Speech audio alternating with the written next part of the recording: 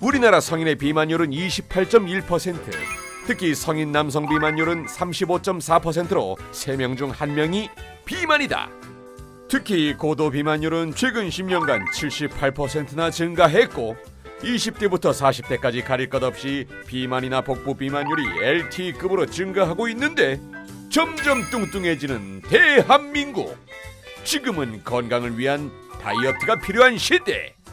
전문가들은 비만의 주된 원인으로 흔히 잘못된 식습관과 운동 부족을 꼽지만 혹시 비만을 부르는 진짜 원인은 격한 운동 후 오는 부작용은 아닐런지. 아무리 운동을 해도 살이 더 찌는 분들이라면 주목! 오늘 닥터들의 맛있는 수다에선 요요 없이 다이어트하는 방법에 대해 낱낱이 알려드립니다. 네, 오히려 비만의 시작점이 운동이다. 이거 사실일까요? 궁금점을 우리가 해결해 보기 전에 비만이 뭔지 사실 알고 이야기를 진행하는 게 좋을 것 같아요.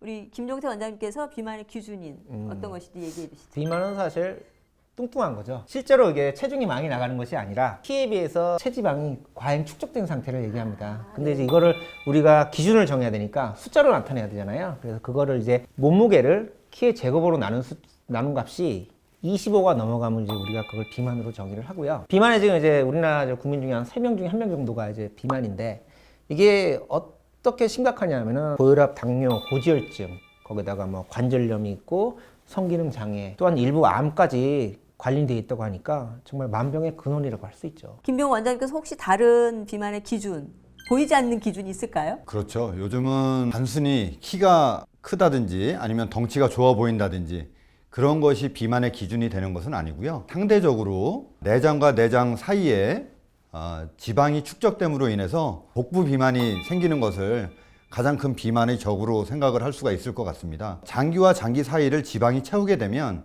각종 질병을 유발하는 것뿐만 아니라 다른 장기를 압박함으로 인해서 장기들의 기능 자체를 저하시키기 때문에 큰 성인병의 한 위험 요인이 된다고 할 수 있을 것 같습니다. 아, 그러니까 비만에 이제 복부 비만도 있다라고 말씀하시는 건데 복부 비만의 기준이 어떻게 되나요? 복부 비만은 단순히 정의하기는 어려운데 남자 같은 경우는 허리 둘레 90cm, 여자분들 같은 경우는 85cm 정도, 그 정도를 복부 비만의 기준 정도로 보시면 될 것 같습니다. 두 분 말씀 들어보니까 꼭 치료해야 되는 질병인 것 같습니다. 그렇다고 이제 열심히 비만을 해소하려고 운동도 하시고 하는데 사실 운동하다 보면 오히려 난 살이 더 찌더라. 이런 분도 종종 있으시더라고요. 네, 환자분들 중에 꽤 많이 계세요. 그러면 오늘 우리 주제가 비만의 시작이 운동? 이거라고 좀 의아해한 주제였었는데요. 사실 그러면 비만을 무엇이라고 생각하십니까? 비만의 시작은 무엇이다? 이렇게 우리 정의를 한번 해볼까요? 비만의 시작은 식탐입니다. 잘못된 식습관이 비만을 부르는 것은 진리라고 저는 생각을 합니다.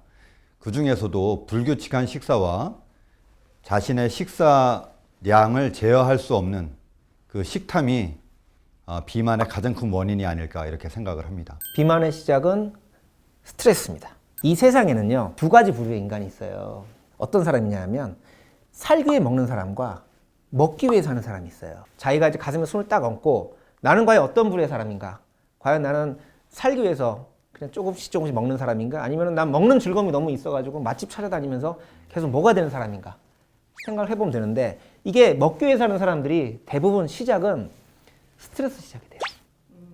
먹는 걸 스트레스로 풀거든요. 근데 이 세상의 모든 맛난 음식은 거의 대부분이 탄수화물이에요.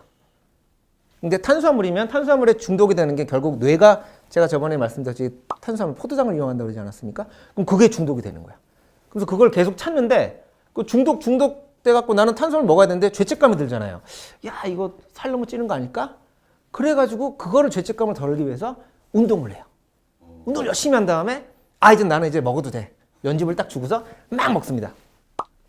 그 제일 그 흔한 예가 뭐냐면 이제 북한산 가갖고 등반하다가 산에 가서 들어갈 때 음식점 가시는 분 없어요. 다 산에 올라갔다 내려가고 땀 쫙 흘리고 음식점에서 엄청 먹어요. 진짜 부어라 마셔라 그거 하고 또 집에 가서 주무신단 말이야. 그럼 그거 다 어차피 다 살로 갑니다. 가장 오늘 우리가 얘기해야 될 하이라이트예요. 요요 없이 편안하게 살 빼는 방법.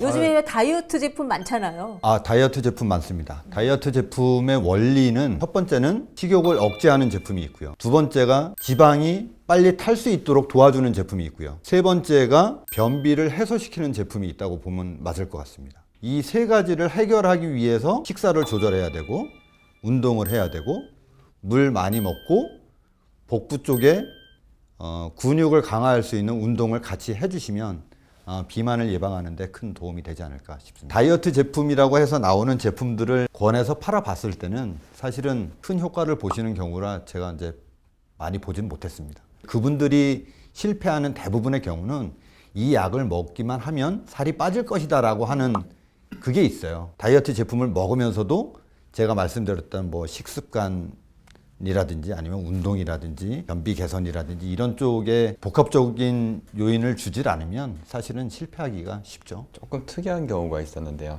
다이어트 제품 중에 하나를 드시는 분들이 특정 물질로 만든 제품들인데 그 제품이 한의학적으로 봤을 때 성질이 차가운 성질인 경우가 있었거든요.